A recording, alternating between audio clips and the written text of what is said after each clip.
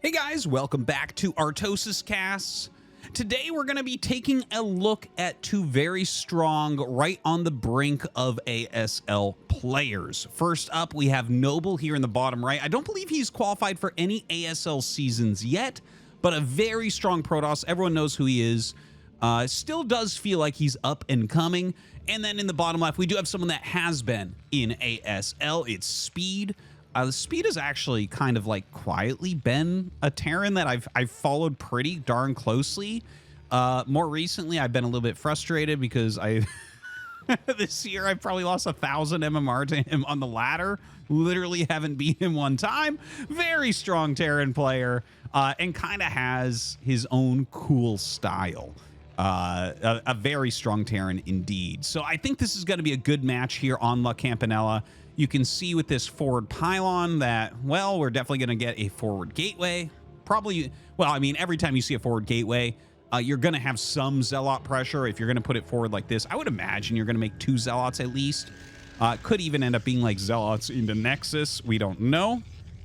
But the probe is scouting in the wrong direction, so he's not going to be able to do anything like a gas steal.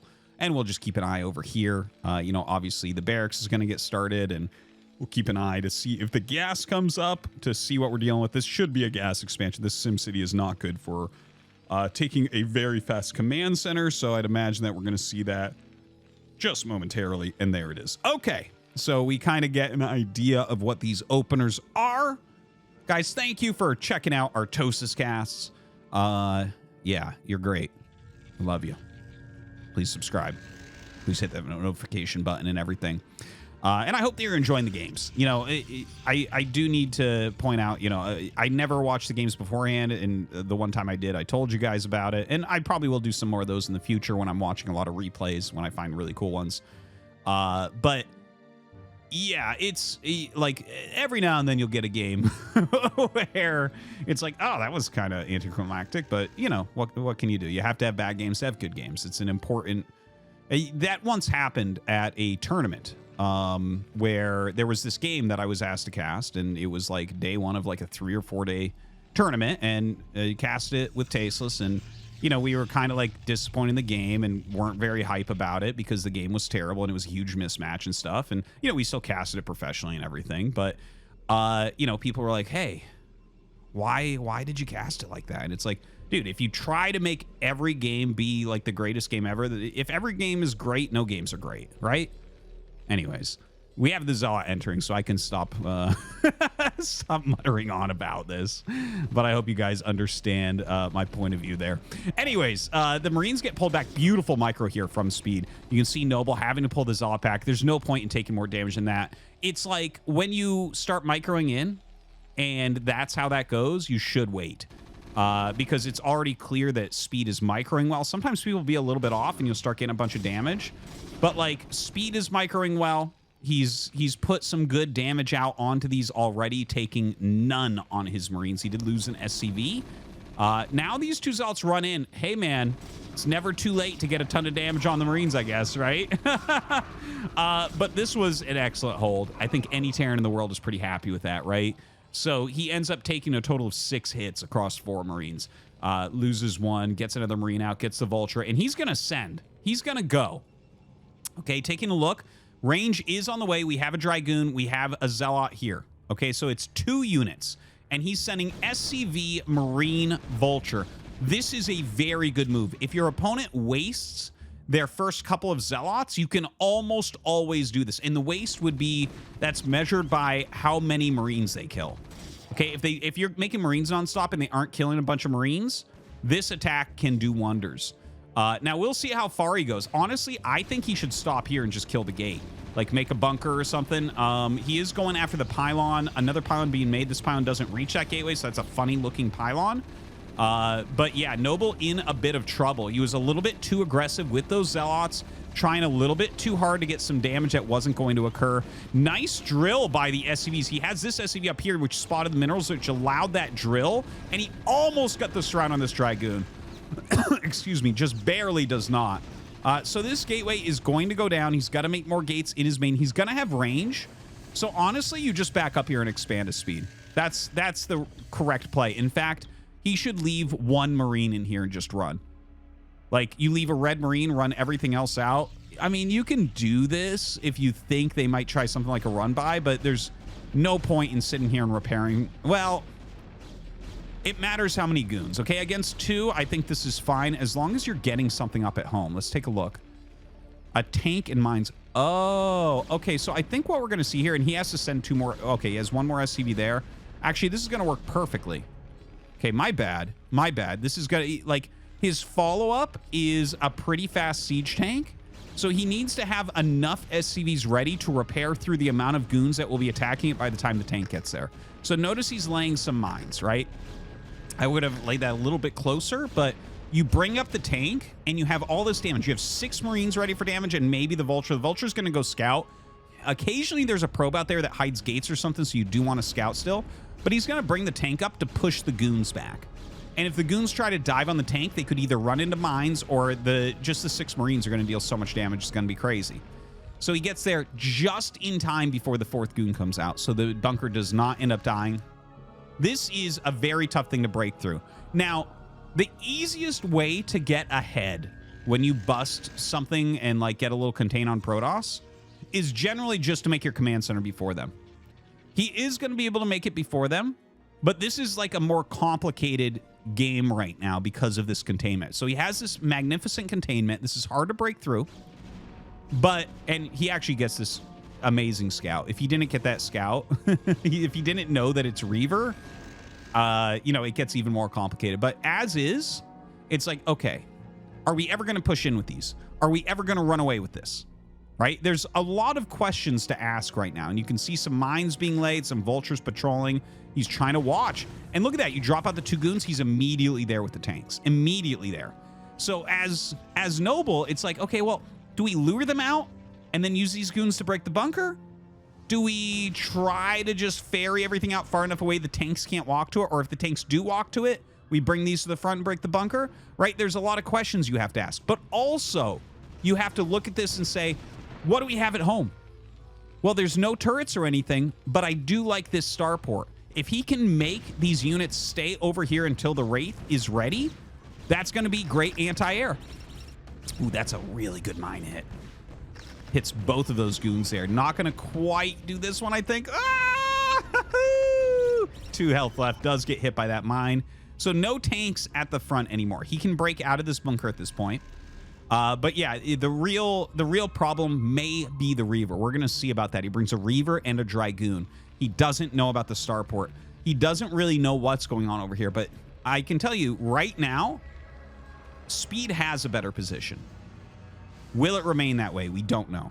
So these Dragoons, I do feel like they should be punishing this bunker. Where's the anti-air? Where's the anti-air? That Wraith is almost done. Out. Oh man, this is rough. He's going to lose this tank really, really quickly here. All right, the tank runs back far enough. Oh no, the goon only needs 2 more hits now. The Reaver starts to get some damage.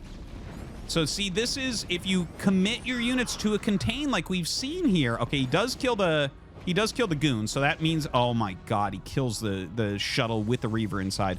But yeah, if you leave your units at that contain, you don't have much when they counter, right? So that's something that you do have to consider. But the Wraith did kind of save the day there. Right now, SCV count is lower than the probe count. Now, he does have 2 bases, so obviously he's going to get ahead on that again, or at least equal on that again.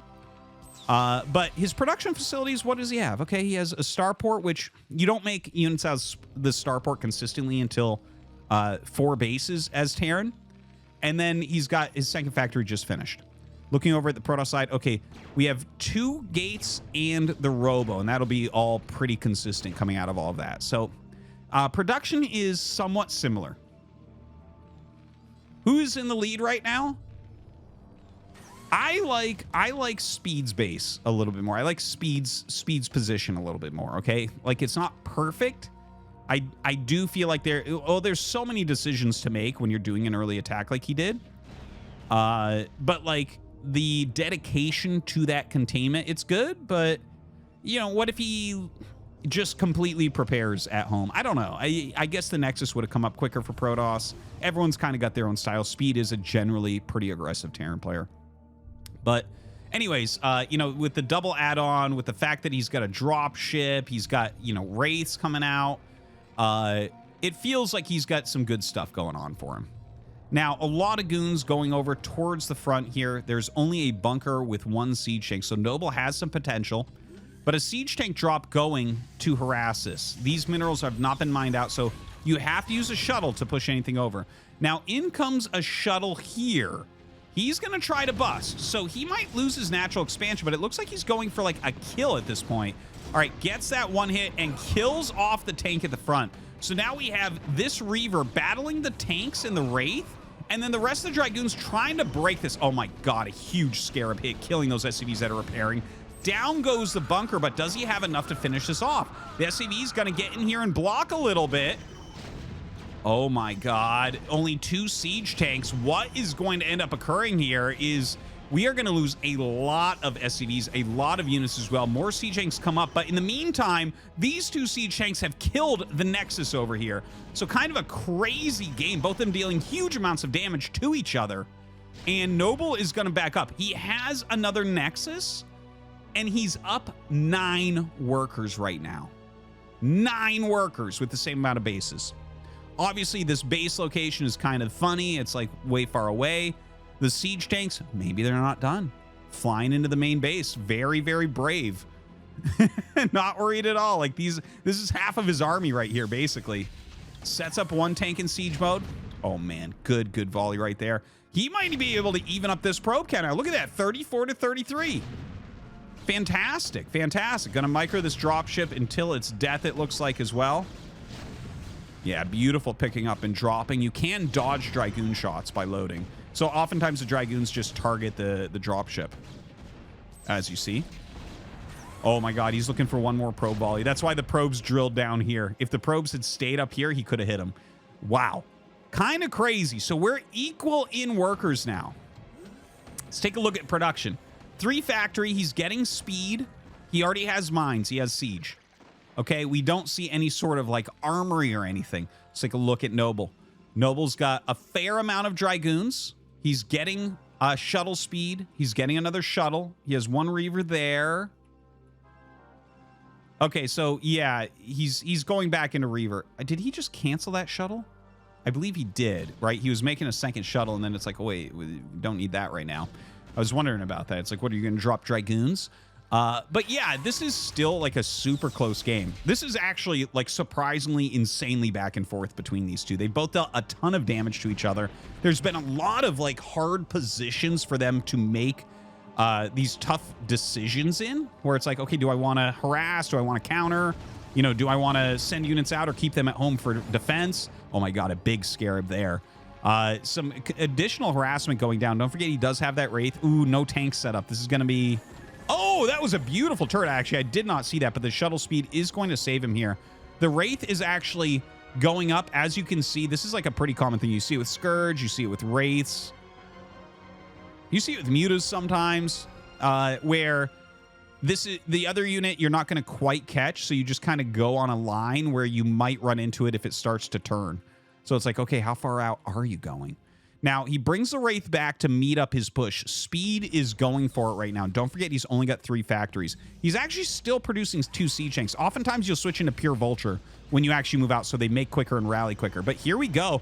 And out comes that Reaver. The mine pops up. He does have to pick it back up. The Wraith is still here. He's going hard after that. Oh, my God. He lays mines, which buy time for the Wraith to pick off that shuttle. And without the shuttle, this is going to be SpeeD's game. He's killed so many Dragoons here.